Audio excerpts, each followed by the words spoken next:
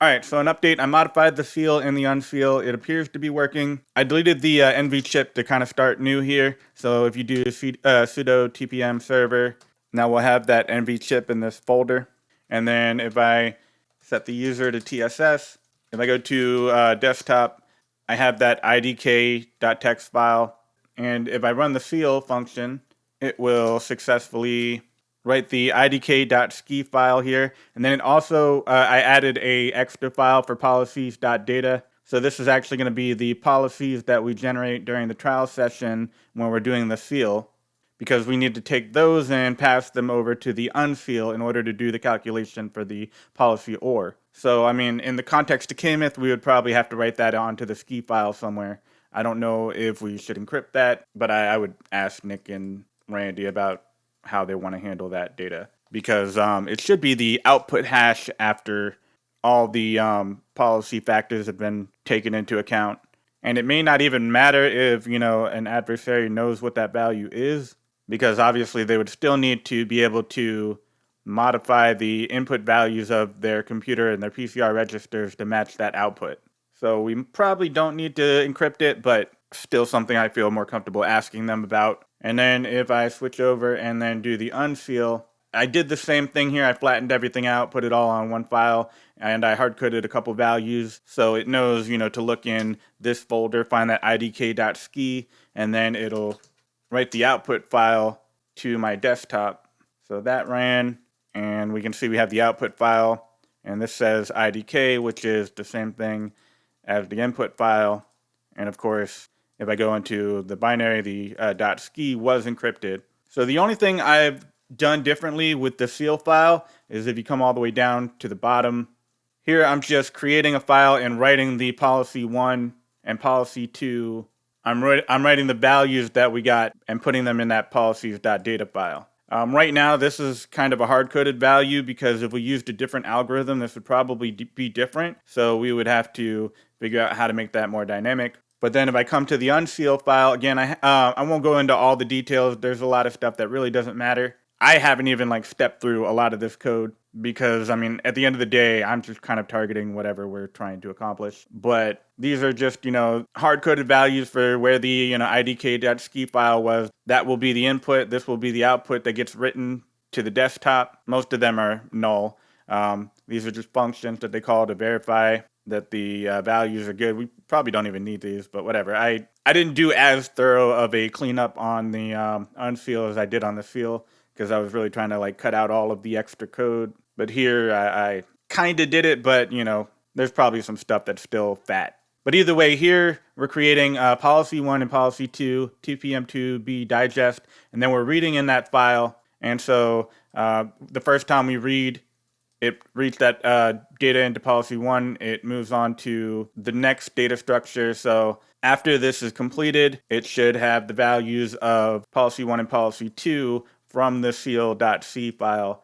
So if I just run the debugger, and if I look at policy 1 buffer in the memory view, this is the same value that we had in the other policy 1. I referenced it at 31 minutes of the last video, I think, or the video before the last. These values appear to be getting updated correctly. I'm going to skip over a lot of these details. There's a lot of variable declarations. Again, here I'm just, emulating a function call. This is where it calls kmyth unseal in the kmyth program. And I'm trying to maintain the same variable names so that if we need to copy and paste, some new code in, that we don't have to sit here and figure out what the variable names are. We should be able to reference, oh, this is the correct variable name inside of that function. But here, creating the context, a lot of similar stuff where they have the owner auth value and the object auth value. So it's pretty similar to the seal code. Here they're getting the SRK handle. They're getting their ski file. They're parsing the information from the ski file. And here's probably where we should have the policy 1 and policy 2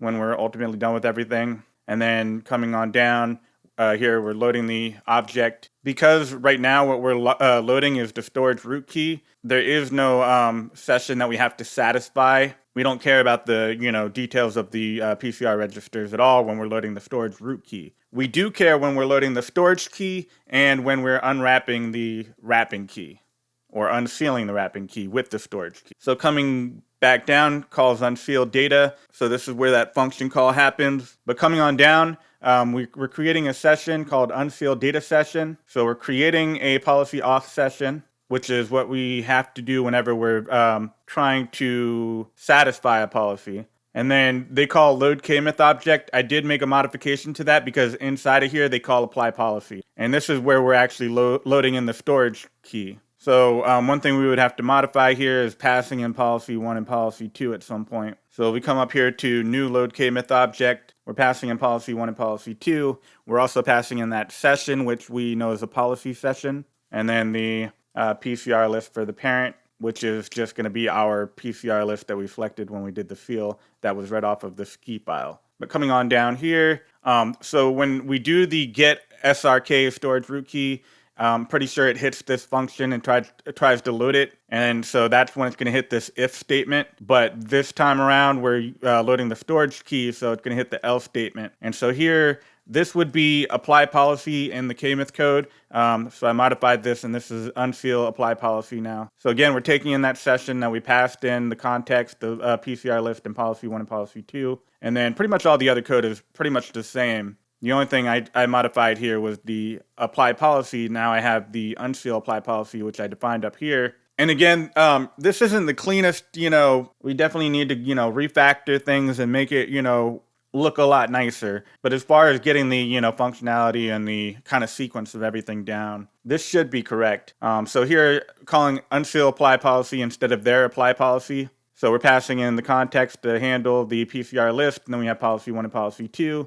Then now we're calling apply policy, which is actually what they call, but this is being done inside of this function because after that apply policy, we also need to create a policy hash list. Then we need to call apply policy or, and then pass in that policy 1 and policy 2, and then that will call this function here. And this function, apply policy or, is exactly the same as the apply policy or function that we have up here. So inside of the function, it doesn't actually know anything about whether this is a trial session or a policy session. So the very first time we call this in seal, it's coming in as a trial session, but that information resides on the session handle or the information about that session. So when this comes in, it calls a trial session, but later on, when we have to satisfy the policy in order to wrap the wrapping key, that's when we would call a regular policy session. And likewise, when we're doing unseal, we have to use a regular policy session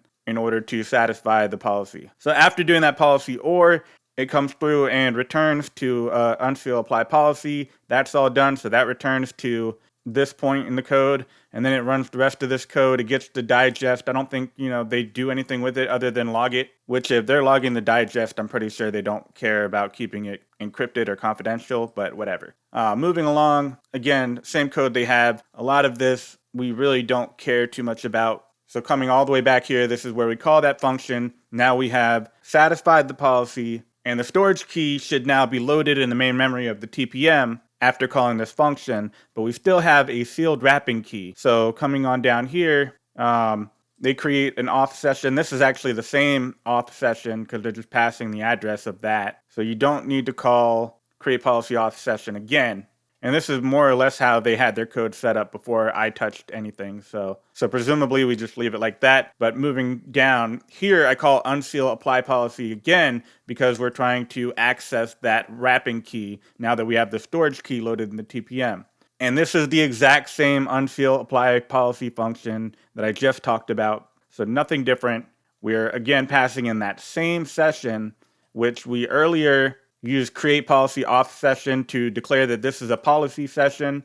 Then we use that session, and inside of load kmyth object, we have to use our modified apply policy function that does an apply policy or, and then that will load it into the storage key, and then we keep that session. Here they're just passing in the address to the session, and then we're using apply policy one more time to unseal the wrapping key, but this is the same function, so we just kind of need to rewrite that function. So possibly, rewrite apply policy and then have some kind of flag that indicates if we're doing a policy or a regular policy PCR, and then have it behave differently depending. But we also need to handle for these 2 extra arguments that are getting passed in somewhere. But once we kind of verify that everything works and and basically prove that a PCR extend will work, or that we can write in our own values of a hash. Then we could try to think about like what the cleanest way to implement this might be, and where it would make the most sense to